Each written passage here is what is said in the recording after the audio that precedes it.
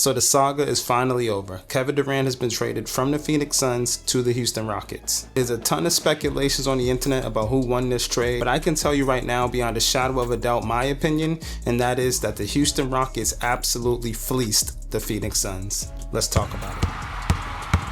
In exchange for Kevin Durant, they got Jalen Green, Dillon Brooks, the number 10 pick in the draft, and count them 5 second-round draft picks. Now that is not a bad haul at all. Jalen Green is a really good young scorer in the NBA.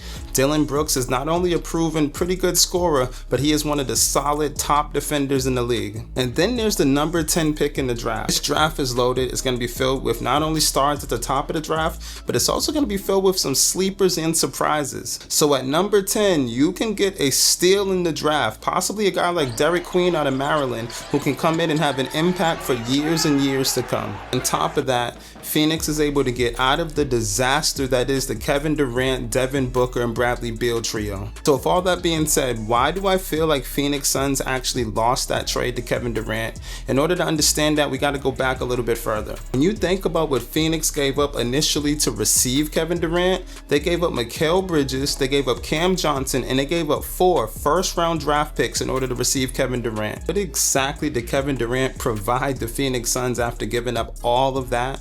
Their overall record in the Kevin Durant era was 85-60. Their playoff record was even worse at 6-9. And on top of that, they had 1 first-round exit, and the following year, they didn't even make the playoffs at all.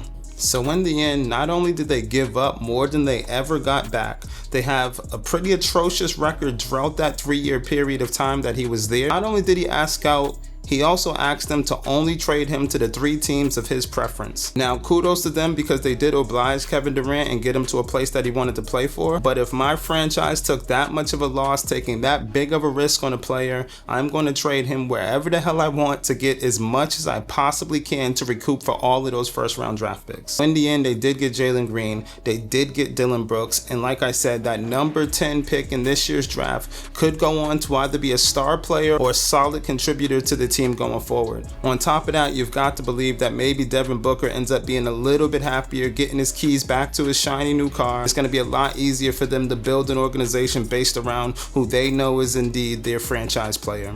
You guys tell me in the comments, who won the trade between the Phoenix Suns and the Houston Rockets? And if you like this sort of content, do me a favor, like and subscribe because we're just getting started.